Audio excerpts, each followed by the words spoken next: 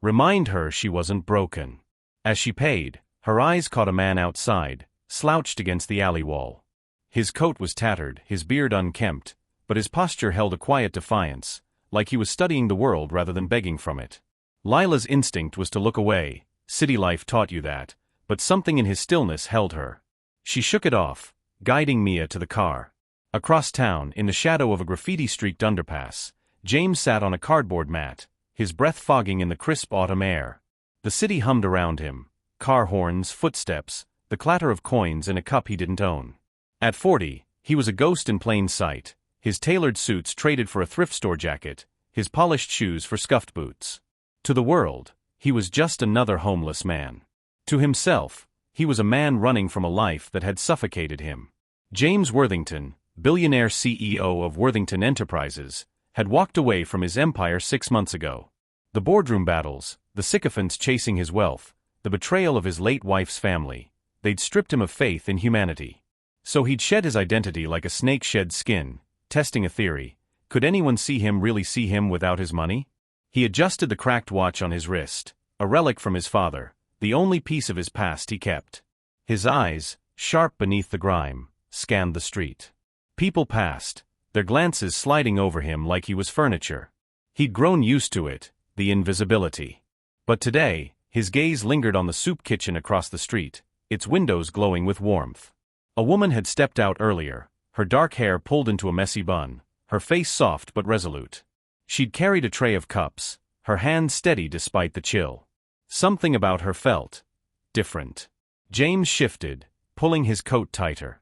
He wasn't here for connection. He was here to observe, to prove his point. Kindness was a transaction, always with a catch. Yet the woman's face stuck in his mind, her quiet strength a puzzle he couldn't solve. Lila drove home, Mia chattering about school in the back seat. The city blurred past, neon signs, crowded sidewalks, the weight of survival pressing in. At a stoplight, she glanced at the soup kitchen again. Tomorrow, she'd be back, serving meals, keeping her world small and safe. But that man in the alley lingered in her thoughts, his eyes too alert for someone who'd given up. James, meanwhile, stood, brushing dirt from his knees. The soup kitchen sign read, "Volunteers welcome." He tucked his watch under his sleeve, a plan forming. Tomorrow, he'd go inside. Not for the food, but for answers. For her. Have you ever helped someone without expecting anything in return? Share your story below. The soup kitchen smelled of simmering onions and yeast, a comforting haze that wrapped around Lila like an old quilt. Steam rose from the industrial pots on the stove, carrying the faint tang of garlic and herbs she'd chopped earlier that morning. It was her shift, the one that started at dawn and stretched into the afternoon, a rhythm as steady as Mia's bedtime stories. Today the line snaked out the door, workers in grease-stained uniforms, elders with canes tapping the floor, a few kids fidgeting with empty stomachs.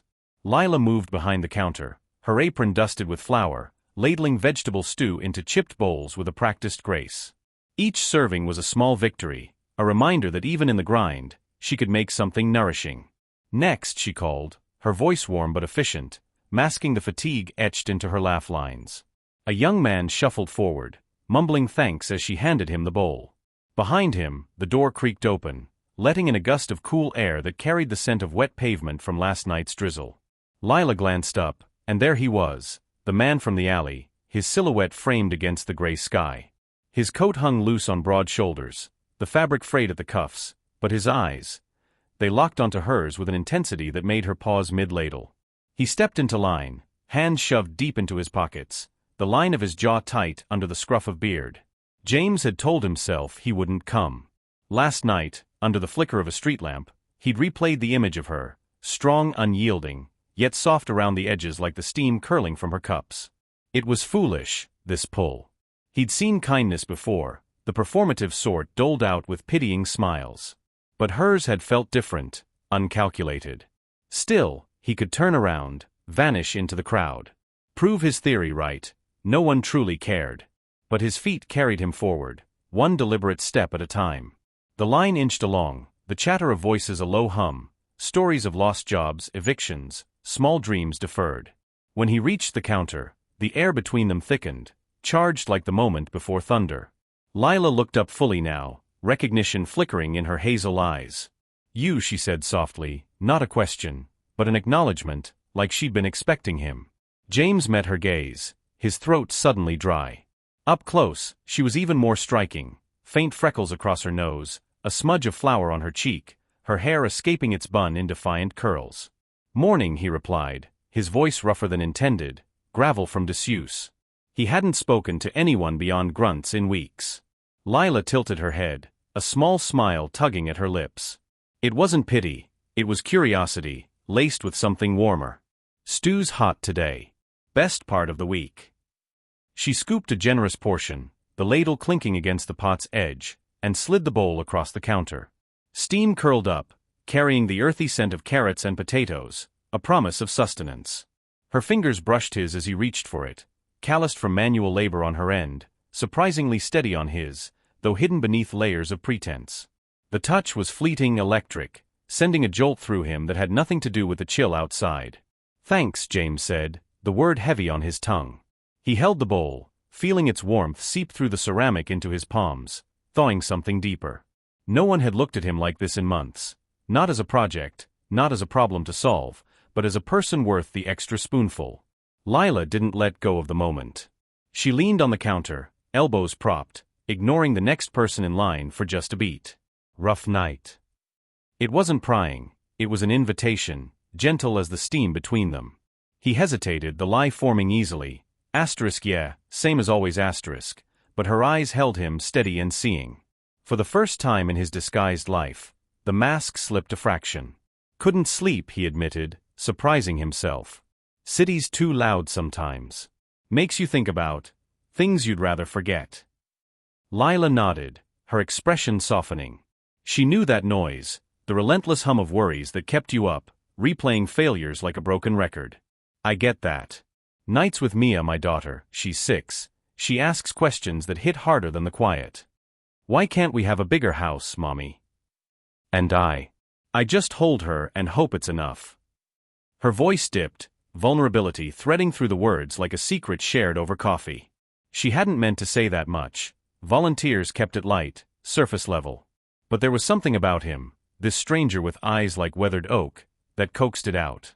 James's grip tightened on the bowl, the heat now a burn against his skin. Mia. A child. It stirred memories he'd buried, his own daughter, gone too soon in a car accident 5 years back, the grief that had hollowed him out long before the boardroom betrayals. He'd built Worthington Enterprises into a tech giant, billions in algorithms and apps, but it couldn't buy back what he'd lost. Or the trust. Kids have a way of stripping you bare, he said quietly, his voice laced with an ache he couldn't quite hide. They see through the bullshit.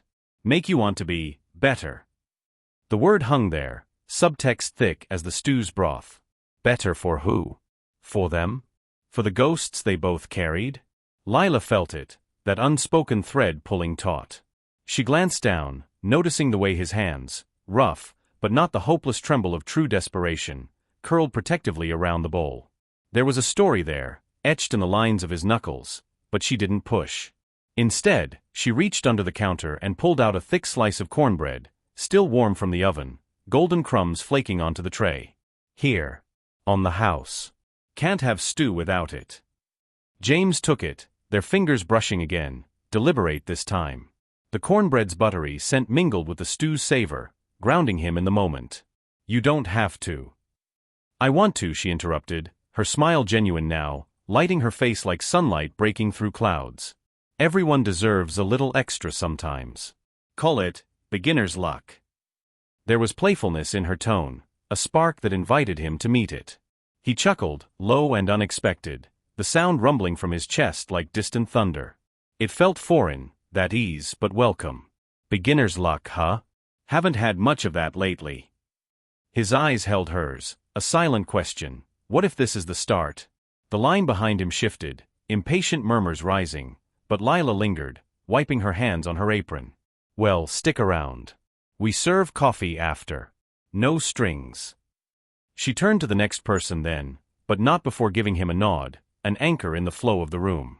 James moved to a corner table, the wooden bench creaking under his weight. He ate slowly, savoring the flavors, simple, honest, worlds away from the gourmet meals of his penthouse life. But it was her he tasted, in the warmth of the food, the echo of her voice. For the first time since shedding his name, he felt seen. Not as James Worthington, the billionaire recluse whispered about in tabloids, but as a man, flawed and hungry for more than calories.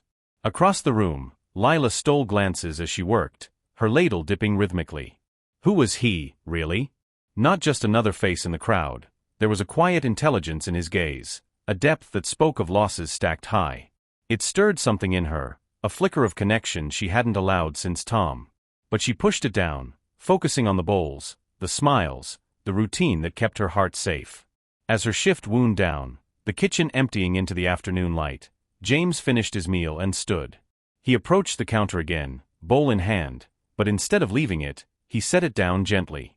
That was good. More than good. His voice was steady now, gratitude woven through the subtext like gold thread. Name's James. Lila, she replied, extending a hand across the counter.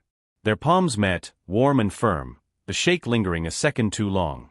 Glad it hit the spot, James.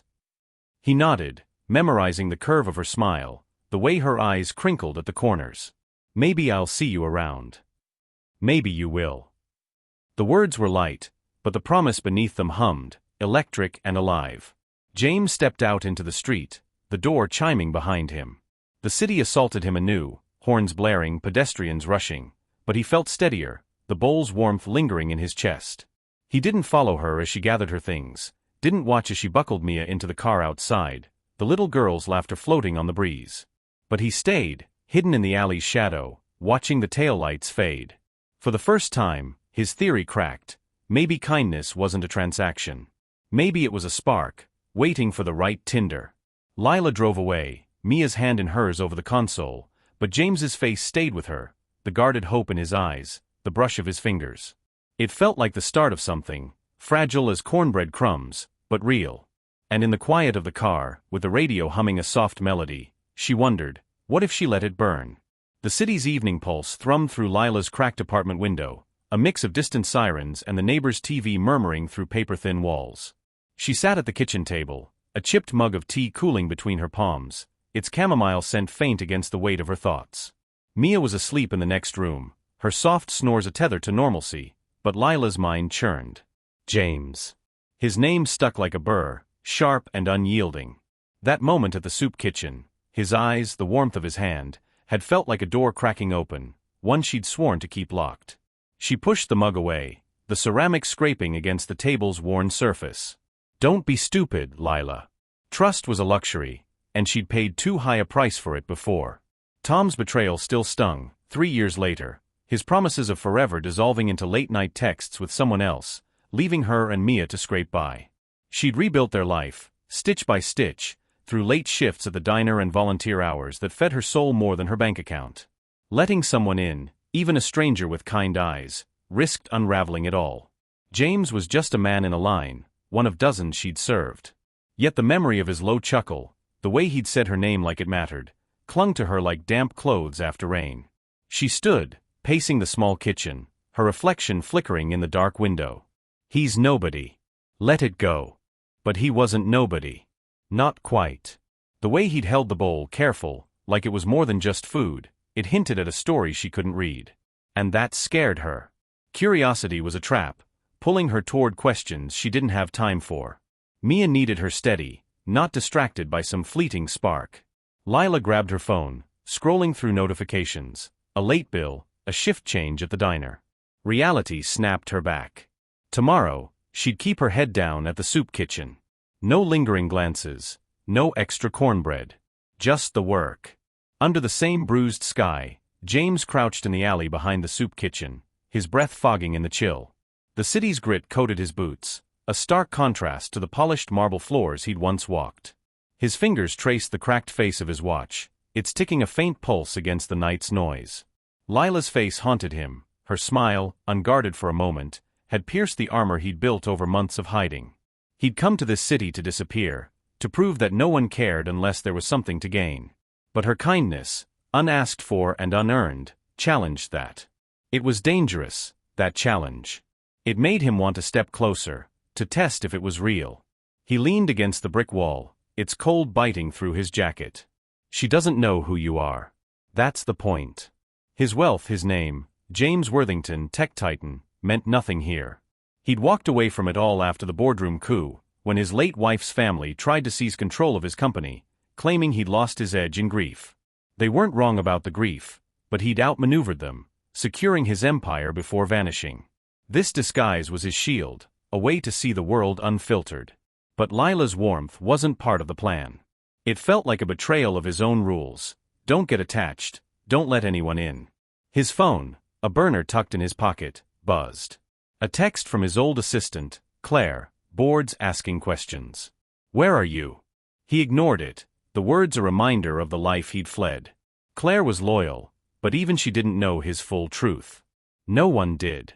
If Lila knew, would she still look at him like that? Or would her eyes shift, calculating, like the others who'd seen dollar signs instead of a man? The thought twisted in his gut, sharp as the hunger he'd faked for months. He couldn't go back to the soup kitchen. Not tomorrow, not ever. It was safer to stay invisible. But as he curled up on his cardboard mat, the memory of her voice, "Everyone deserves a little extra sometimes," looped in his mind, soft and persistent. It wasn't pity, it was respect, woven into the way she'd handed him the cornbread, her fingers brushing his with purpose. He closed his eyes, willing the memory away, but it lingered, warm as the meal she'd given him. He'd stay away. He had to. But even as he made the vow, his feet itched to walk back, to see if her smile would hold. The next morning, Lila arrived at the soup kitchen, her movements mechanical as she tied her apron. The routine grounded her, chopping carrots, stirring broth, wiping counters. But her eyes kept darting to the door, half expecting James to walk through.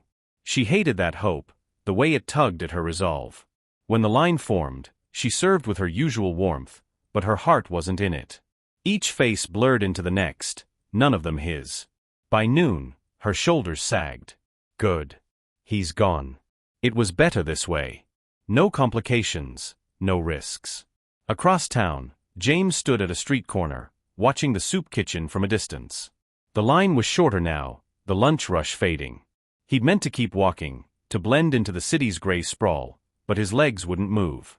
His theory, kindness always has a catch, felt hollow now, cracked by a single bowl of stew. He adjusted his hood, hiding his face, and took a step closer. Just to see. Just to prove himself wrong. Inside, Lila caught a glimpse of a figure outside, shadowed against the glass. Her pulse quickened, but she turned away, focusing on the pot in front of her. "Next," she called, her voice steadier than she felt. The door chimed, and she didn't look up. Not yet. Rain lashed the city, turning the streets into a slick, reflective blur.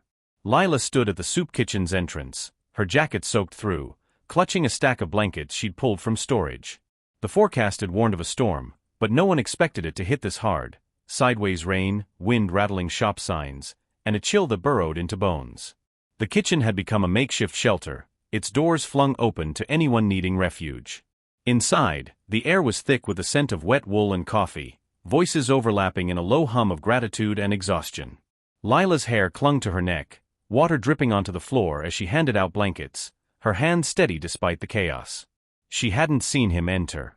James had slipped in with the crowd, his hood up, blending into the soggy mass of people seeking warmth. He'd told himself to stay away, to let the spark from yesterday die, but the storm had other plans. The alley he'd called home was flooded, his cardboard mat a sodden mess, and the soup kitchen's glow had drawn him like a moth. Now he stood near the back, watching Lila move with quiet efficiency, her voice cutting through the din to calm a frantic elderly woman. She's relentless, he thought, a flicker of admiration warming his chest. But he kept his distance, blending into the shadows of the crowded room. Lila felt the weight of eyes on her, a prickle at the base of her neck. She scanned the room, her gaze snagging on a familiar silhouette, hooded still, those sharp eyes catching the light. James. Her stomach flipped, a mix of relief and wariness. She'd convinced herself he wouldn't return, that their moment yesterday was a fluke. Yet here he was, soaked to the skin, his presence pulling at her like a tide. She shook it off, turning to a shivering teenager who needed a towel. Focus, Lila. But the storm outside mirrored the one inside her, unpredictable, insistent. The power flickered, the lights dimming with a low buzz. A collective murmur rose, and Lila clapped her hands, drawing attention. Everyone, Stay calm. We've got candles and plenty of coffee. No one's going anywhere until this passes. Her voice was firm, a lifeline in the chaos. She moved to the storage closet, pulling out more supplies, but the crowd pressed in, questions piling up. A volunteer called her to the kitchen, where a pot had boiled over. She was stretched thin, her patience fraying like the hem of her jeans. James saw her strain, the way her shoulders tensed as she juggled tasks. He shouldn't get involved. Every step closer risked his disguise, his carefully guarded truth. But when a stack of blankets slipped from a shelf, scattering across the wet floor, he moved before he could stop himself. Need a hand. His voice was low, cutting through the chatter as he knelt to gather the damp wool, his fingers brushing hers as he handed them over. Lila froze, the contact sparking like static. Up close, his face was clearer, lines etched around his eyes, a faint scar above his brow, a depth that didn't belong in a soup kitchen line. You again, she said, her tone caught between surprise and suspicion. You're making a habit of this. Didn't plan on it, James replied, a half-smile tugging at his lips. Storm had other ideas. He stood, holding the blankets, his gaze steady. Where do these go? She pointed to a corner table, her eyes narrowing slightly. Over there. And grab a towel for yourself, you're dripping. It was practical, not warm, but the way she said it carried an undercurrent of care, like she couldn't help it. He nodded, moving to the table, but he didn't dry off. Instead, he started folding blankets, his movements precise, almost out of place for someone in tattered clothes. They worked in tandem, passing out supplies, their paths crossing in the cramped space. Each brush of their arms, each shared glance, felt like a conversation without words. Lila noticed the way he spoke to an older man, his tone respectful, his words measured, too articulate for someone living on the streets. It nagged at her, a puzzle she couldn't solve. You're good at this, she said, tossing him a dry towel as they paused near the coffee urn. Organizing chaos. Where'd you learn that? James caught the towel, his fingers lingering on the rough fabric. Life, he said, the word heavy with subtext. You pick things up when you've got to keep moving. He didn't elaborate, but his eyes held hers, a silent invitation to ask more. She didn't take it, turning to pour coffee instead, her hands trembling slightly. Don't get curious, Lila. But the question lingered, sharp as the rain outside. The storm raged on, trapping them in the shelter's warm bubble. They sat briefly, sharing a thermos of coffee, the metal rim warm against their lips. You do this a lot? James asked, nodding toward the room. Giving up your day for strangers? It's not for strangers, Lila said, her voice soft but firm. It's for Mia. Showing her there's good in the world, even when it's hard. She paused, stirring her coffee, the spoon clinking softly. And maybe for me. Keeps me from feeling stuck. James nodded, the word stuck echoing his own life, trapped by wealth, by expectations, by a past he couldn't outrun. I get that, he said, his voice barely above a whisper. Sometimes you need to see something real to remember who you are. Their eyes met, the air between them thick with unspoken truths. For a moment, the storm outside faded, and it was just them, two people caught in a fragile orbit. Lila broke the gaze first, standing to check on a volunteer. Keep passing out blankets, she said, her tone brisk again. We're not done yet. James watched her go, the coffee's warmth lingering in his hands. He wanted to stay in this moment in her orbit, but the weight of his secret pressed harder now. She was real, more real than anything he'd known in years. And that scared him more than the storm. The storm had softened to a drizzle, but the soup kitchen remained a haven, its fluorescent lights casting a warm glow over the crowded room. Lila leaned against the counter, her hands raw from scrubbing pots, the faint scent of dish soap clinging to her skin.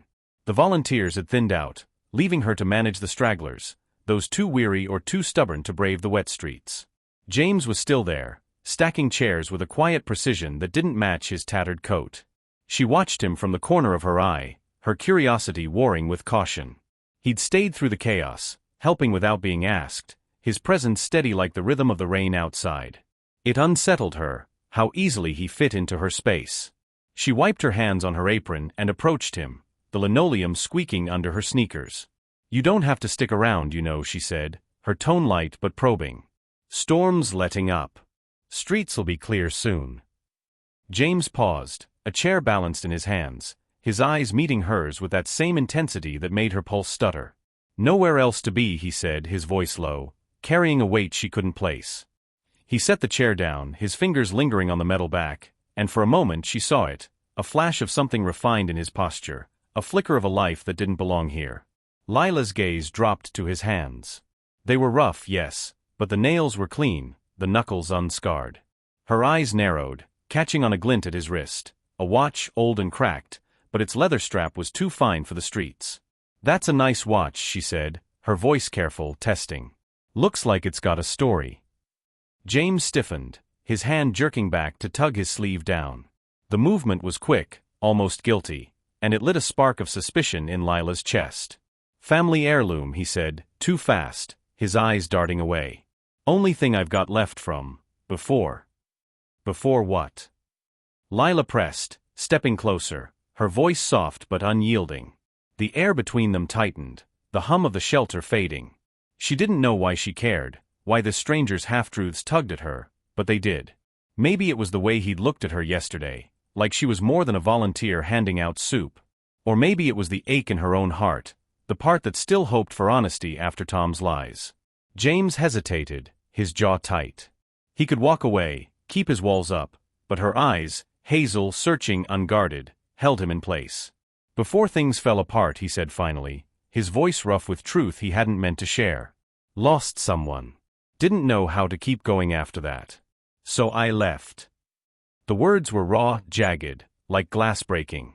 He didn't say daughter, didn't say car accident, but the grief in his voice painted the outline of a wound too deep for details.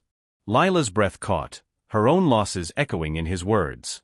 She thought of Mia, of the nights she'd held her daughter and whispered promises she wasn't sure she could keep. "I know that kind of loss," she said, her voice barely above a whisper. She leaned against a table, her hands twisting the hem of her apron. "My ex, Tom, he didn't die, but he might as well have. Left us when Mia was 3. Said he'd be back, but all I got was a text saying he'd found someone else. Been me and Mia ever since, scraping by." Her eyes flicked to his, vulnerable for a moment before she caught herself. "It's not the same, but it's a kind of falling apart." James nodded, his throat tight. Her honesty disarmed him, cracking the shield he'd worn for months. He wanted to tell her more, to confess the daughter he'd buried, the empire he'd abandoned, but the weight of his secret, his billionaire identity, stopped him. Instead, he reached into his pocket, pulling out a pen to fidget with, its silver body catching the light. It was a mistake. The pen was sleek engraved, a relic from his boardroom days, wildly out of place in his calloused hand. Lila's eyes locked onto it, her suspicion flaring anew. "That's no thrift store find," she said, her voice sharp now, though still quiet. "What's your deal, James? You talk like you've seen the world, but you're here, stacking chairs like it's your job. That watch, that pen, who are you?" The question hung between them, heavy as the damp air. James's heart pounded, his mind racing for a lie, but none came. Her gaze was too clear, too direct, stripping away his defenses. "I'm just someone trying to figure things out," he said, his voice strained. "Same as you." Lila didn't buy it. She crossed her arms, her posture a mix of defiance and hurt. "Don't play me, James. I've had enough of half-truths." Her voice trembled, not with anger, but with the fear of being fooled again. She turned away, grabbing a rag to wipe down a counter that was already clean, her movements sharp, closing the door she'd cracked open. James stood frozen, the pen burning in his hand. He wanted to chase after her to explain, but the truth was a minefield, billions, betrayal, a life she'd never understand. He slipped the pen back into his pocket, his fingers brushing the watch again, its ticking a reminder of time he couldn't reclaim. He'd come here to test humanity, but Lila was testing him, and he wasn't sure he could pass. As Lila worked, her mind churned. The pen, the watch, his careful words, they didn't add up. He wasn't like the others who came through, desperate or broken. There was a story he wasn't telling, and it scared her how much she wanted to know it. But trust was a risk she couldn't afford, not with Mia depending on her. She glanced at him across the room, his silhouette hunched as he folded a blanket, and her heart twisted. Let him go, Lila. But the ache in her chest said otherwise. The soup kitchen had quieted, the storm outside now a faint patter against the windows. Most of the shelter's occupants had drifted off, some to drier corners of the city, others curled up on cots in the back room. Lila sat at a folding table, a stack of Mia's worksheets spread out before her, the pencil scratch mingling with the hum of a space heater.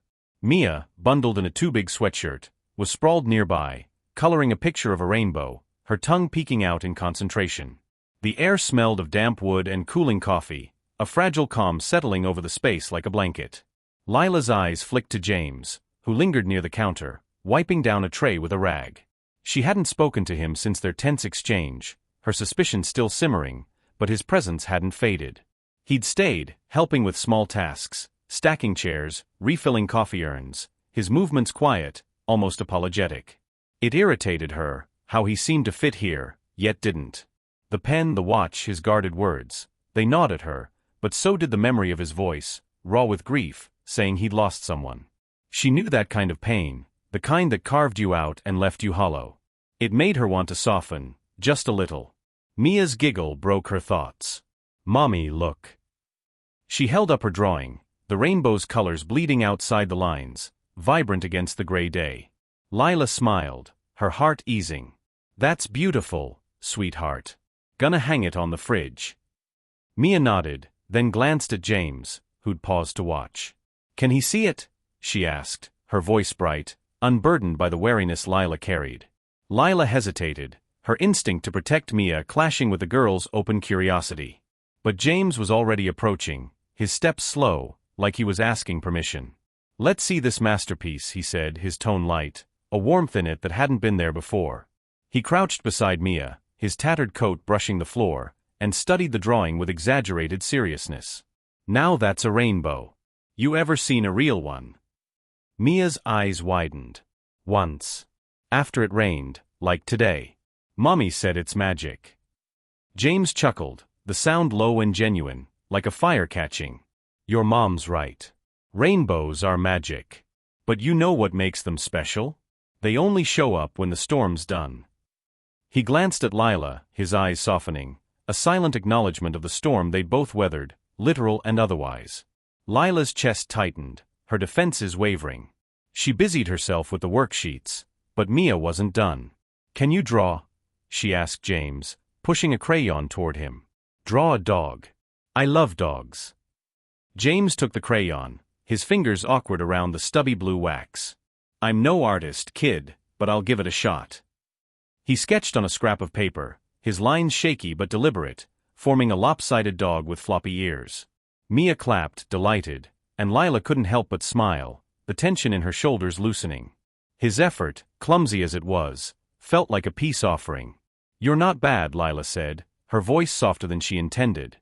She leaned over, her arm brushing his as she pointed to the drawing. "Needs a tail, though. Dog's got a wag." James met her gaze, a spark of playfulness in his eyes. "Tail, huh? You're the expert." He added a curly line, his hand steady now, and handed the paper to Mia. "Better." "Perfect." Mia squealed, hugging the paper to her chest. She scrambled to her feet, tugging at Lila's sleeve. "Mommy, can he help with my homework? He's fun." Lila's smile faltered, her guard flickering back. But Mia's excitement, so rare in their stretched thin life, tugged at her. "If he wants to," she said, glancing at James. "You don't have to." "I'd like that," James said quickly, his voice earnest. He pulled up a chair, sitting across from Mia, his large frame somehow fitting into her small world. "What's the homework, kid? Math? Spelling?" "Math," Mia said, pushing a worksheet forward.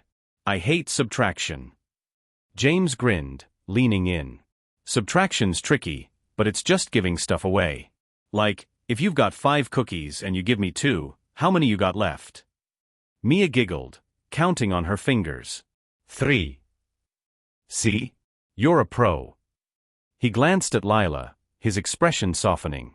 "She's sharp. Takes after her mom." Lila's cheeks warmed, the compliment landing deeper than it should. She sat beside them, helping Mia with the next problem, her voice mingling with James's as they guided her through numbers. The moment felt easy, domestic, like a memory from a life she hadn't lived. For the first time in years, she wasn't alone in this. Someone was sharing the weight, even if just for an hour. As Mia worked, James leaned back, watching mother and daughter. Lila's laughter, soft and unguarded, stirred something in him, a longing he'd buried since losing his daughter Emily. He remembered nights like this, helping with homework, her small hands gripping a pencil. The memory ached, but Lila and Mia's warmth dulled the edges, like sunlight through fog. He wanted to stay here in this bubble of crayons and subtraction, but the pen in his pocket felt heavier now, a reminder of the truth he couldn't share. Lila caught his gaze, her eyes searching. "You're good with her," she said quietly, when Mia was distracted. "Not everyone knows how to talk to kids." James swallowed, his throat tight. "I had practice once." The word slipped out, raw and unguarded, and he saw the question in her eyes, the same one from earlier. Who was he really? But she didn't ask, and he was grateful. Instead, she handed him a crayon, her fingers brushing his, deliberate and warm. "Draw another," she said, her voice teasing but kind. "Mia needs a whole zoo." He took the crayon, their eyes holding for a moment, a fragile bridge forming. The shelter's hum faded, and it was just them, Lila, James, Mia, a family for a fleeting second, bound by crayons and quiet laughter. It felt like healing, like home, but James knew it couldn't last. Not while he carried his secret. The soup kitchen's lights buzzed softly, casting a warm glow over the now quiet room. The storm had passed, leaving a damp chill that seeped through the cracked windows. Lila sat at the table, Mia's worksheets tucked away, her daughter now dozing on a cot in the corner, a blanket pulled to her chin. The air smelled of cooling coffee and wet concrete, a reminder of the world outside waiting to reclaim them. Lila's fingers traced the edge of a crayon stub, her thoughts tangled in the memory of James's laughter, his ease with Mia. It had felt so right, that fleeting moment of connection, like a puzzle piece clicking into place. But the pen, the watch, his guarded answers, they gnawed at her, a splinter she couldn't ignore. James stood near the door, stacking the last of the chairs, his movements slower now, deliberate. He'd felt it too, the warmth of their shared hour, the way Mia's giggle and Lila's teasing smile had thawed something in him. For the first time in months, he'd forgotten the weight of his disguise, the billionaire shadow he carried.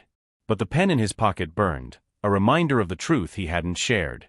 He glanced at Lila, her profile soft in the dim light, and his chest ached. He wanted to stay, to be the man she saw, not the one he was hiding. But that was a fantasy, and he'd learned long ago that fantasies break. The door swung open, letting in a blast of cold air and a man in a tailored coat, his polished shoes clicking against the linoleum. "James." The voice was sharp, commanding, cutting through the room's quiet. Lila's head snapped up, her eyes narrowing as the man strode toward James, his expression a mix of relief and irritation. "Where the hell have you been? The board's losing it, and Claire's been blowing up my phone." James froze, his heart slamming against his ribs. It was Paul, his CFO, the one person who tracked him down despite his efforts to vanish. He'd been careless, lingering too long in one place. "Not now," James muttered, his voice low, but Paul wasn't listening. "We need you back, Worthington. The merger's falling apart without you." Paul's words landed like a grenade, and Lila's gaze shot to James, her face paling. "Worthington," she repeated, her voice barely audible, but sharp with betrayal. She stood, her chair scraping against the floor, her hands clenched at her sides. "What's he talking about, James?" Paul glanced at her, dismissive, then back at James. "Who's this? You slumming it for some charity stunt?" His laugh was cold, cutting, and Lila flinched as if struck. James's jaw tightened, his eyes locked on Lila's, pleading. "Lila, it's not what you think." "Not what I think." Her voice rose, trembling with hurt. "You're not homeless, are you? That pen, that watch, you've been lying this whole time." Her words cracked, raw and jagged, echoing the pain of Tom's betrayal years ago. She'd let her guard down, let him in, and now this, a stranger playing a part, toying with her trust. "Who are you?" The room felt smaller, the air thick with tension. Mia stirred on her cot, murmuring in her sleep, and Lila's eyes flicked to her, her protective instinct flaring. "You sat with my daughter," she said, her voice breaking. "You let her think you were real. And this whole time, you were what? A billionaire playing dress-up." The word billionaire dripped with disdain, her hurt twisting into anger. James took a step toward her, his hands raised, desperate. I wasn't playing you, Lila. I swear. I needed to know what was real. After everything I lost, his voice cracked, the memory of his daughter's face flashing behind his eyes. I didn't mean to hurt you. Hurt me? Lila laughed, bitter and sharp. You don't get to hurt me. You don't even know me. Her eyes glistened, but she blinked hard, refusing to let tears fall. You used us, James. Me, Mia, this place. For what? To feel something? To prove a point? She turned away, grabbing her bag, her movements jerky. Stay away from us. Lila, please, he reached for her arm, but she pulled back, her glare stopping him cold. Don't, she snapped. You've done enough. She crossed to Mia, gently lifting her sleeping daughter, the girl's warmth anchoring her. Without another glance at James, she headed for the door, the weight of her hurt heavier than the rain-soaked bag on her shoulder. Paul snorted, clapping James on the back. Let it go, man. She's not worth it. We've got bigger problems. James shook him off, his eyes fixed on the door as it swung shut behind Lila. Her words burned. You used us, because they weren't entirely wrong. He'd come here to test the world, to prove kindness was a lie, but she'd shattered that theory with a bowl of stew, a crayon, a smile. And now he'd broken something far more fragile. His hands curled into fists, the pen in his pocket a lead weight. He'd wanted to be seen, but not like this. Outside, Lila buckled Mia into the car, her hands shaking as the rain started again, softer now, blurring her vision. She slid into the driver's seat, gripping the wheel, her heart a raw wound. She'd trusted him, just for a moment, and it had cost her. Again. As she drove away, Mia's rainbow drawing fluttered on the passenger seat, a cruel reminder of the warmth they'd shared. She wanted to hate him, but all she felt was loss. James stood alone in the shelter, Paul's voice droning in the background, irrelevant. The room felt colder, emptier, like Lila had taken the warmth with her. He'd come here to prove no one cared, but she had. And he'd ruined it. The question clawed at him, was he worth forgiving? Or had he just proven he was as broken as the world he'd fled? The city exhaled into dusk, its skyline softening under a veil of gray clouds. Lila sat on her apartment's sagging couch, the faint glow of a single lamp casting shadows across the room. Mia was asleep in her bedroom, her soft snores a quiet anchor in the silence. The air smelled of chamomile tea, untouched on the coffee table, its steam long gone. Lila's hands twisted a frayed dish towel, her mind replaying the soup kitchen's final moments. James's face, pale with shock, as Paul's words tore through their fragile bond. Worthington. A billionaire. The truth had landed like a slap, unraveling the warmth she'd felt, leaving only the sting of betrayal. She stood, pacing the small living room, her bare feet cold against the linoleum. The rainbow drawing Mia had made lay on the counter, its colors muted in the dim light. Lila traced the lopsided dog James had drawn, his careful lines a ghost of their shared hour. She wanted to hate him, to burn the memory of his low chuckle, his gentle way with Mia. But the hurt was deeper than anger, it was the ache of hope betrayed, of letting someone in only to find they'd been a lie. Tom had done that, with his empty promises and wandering eyes. James was supposed to be different. Stupid, Lila. Trust was a trap, and she'd walked right into it. Yet his voice haunted her, I didn't mean to hurt you. The rawness in it, the grief behind his eyes when he'd spoken of loss. It felt real, more real than the polished pen or the name Paul had thrown out. She sank back onto the couch, her fingers brushing the dish towel's worn threads. Could she have been wrong? Had she judged him too quickly, letting her fear of Tom's betrayal paint James as another liar? The question gnawed at her, heavy as the bills stacked on the table. She wanted to run back to the soup kitchen, to demand answers, but pride held her still. So did Mia. She couldn't risk her daughter's heart for a man who hid his truth. Across town, James sat on a park bench, the city's hum a distant pulse. The drizzle had stopped, leaving the air sharp with the scent of wet leaves and asphalt. His coat was damp, his boots scuffed, but he barely noticed. His burner phone sat heavy in his pocket, Paul's texts unanswered, board meeting tomorrow. You can't keep running. He ignored them, his mind fixed on Lila's face, her eyes blazing with hurt, her voice cracking as she'd said, You used us. The words cut deeper than any boardroom betrayal, sharper than the grief he'd carried since losing Emily. He pulled out the pen, its silver body catching the streetlight's glow.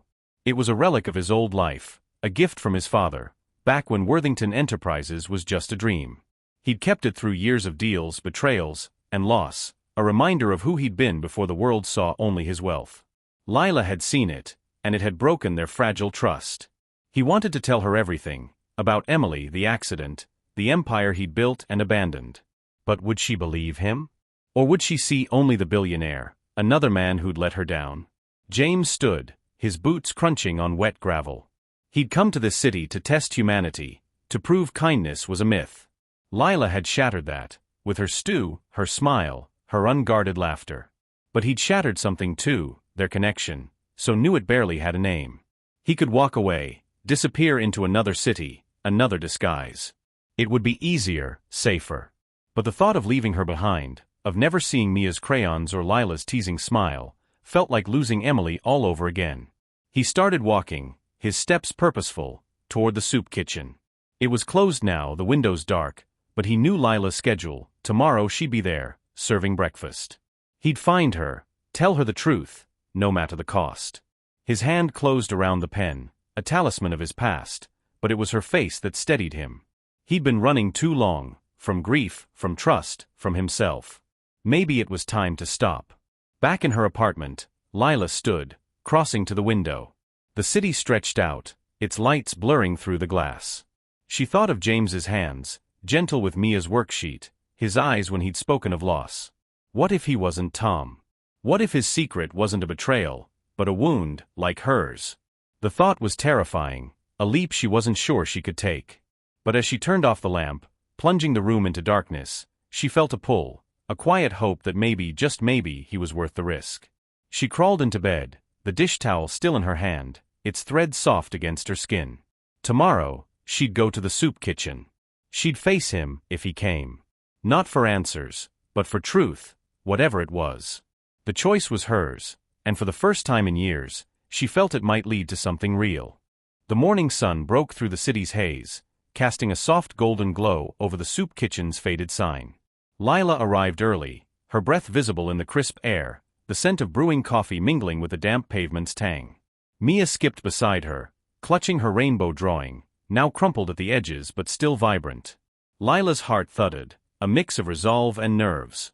She'd barely slept, her mind caught on James, his lies, his grief, the warmth of his hand on a crayon.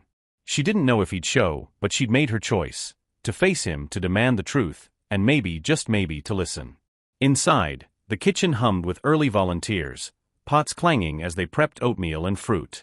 Lila tied her apron, her fingers steady despite the tremor in her chest. She glanced at the door every few minutes, half expecting it to stay still, half hoping it wouldn't. Mia sat at a corner table, coloring a new picture, her chatter a soft anchor. Lila served the first few in line, regulars with familiar faces, their thanks warm but routine. Then the door chimed, and her breath caught. James stood there, his coat still tattered but his posture straighter, like he'd shed a weight. His eyes found hers immediately, raw and unguarded, carrying a quiet plea. He didn't move to the line, just stood by the wall waiting. Lila's pulse raced, her hands tightening on the ladle. She nodded to another volunteer to take over, then walked toward him, her steps deliberate, the air thick with unspoken words. "Lila," he started, his voice low, rough with emotion. "I owe you the truth." She crossed her arms, her jaw tight, but her eyes softened, searching his. "Then give it to me, James. All of it. No more half answers." He nodded, his hand slipping into his pocket, pulling out the silver pen. He held it out, not as a shield, but as an offering. "My name is James Worthington. I built a tech company, Worthington Enterprises. Billions, boardrooms, all of it. But 5 years ago, I lost my daughter, Emily, in a car accident." His voice cracked, the words raw, like they'd been carved out of him. "After that, nothing made sense. People wanted my money, my name, but not me. So I left. Hid. I needed to know if anyone could see past this." He gestured to his coat, his disguise, his eyes never leaving hers. Lila's breath hitched, the weight of his grief mirroring her own losses. She thought of Mia, of the terror of losing her, and her walls wavered. "So you lied to us?" To me? To Mia. Her voice trembled, hurt lacing the words, but there was no venom now, only a need to understand. I didn't mean to, James said, stepping closer, his voice earnest. I came here to prove kindness was a lie, that people only care when there's something to gain. But you, he paused, his throat tight. You saw me, Lila. Not the money, not the name. Just me. That bowl of stew, that cornbread, it wasn't pity. It was real. And I was too scared to tell you the truth, because I didn't want to lose that. Lila's eyes glistened, her arms dropping to her sides. His words echoed the moment she'd handed him that bowl, the spark that had flared between them. She'd felt it too, something real, untainted by the world's noise. But trust was fragile, and hers had been broken before. You should have told me, she said, her voice soft but firm. I deserved that. Mia deserved that. I know, James said, his gaze unwavering. And I'm sorry. I'll spend every day making it right, if you'll let me. He reached out, hesitant, his hand hovering near hers. I don't want to run anymore. Not from you. The words hung between them, heavy with possibility. Lila looked at his hand, then at his face, scarred, weathered, but open in a way she hadn't seen before.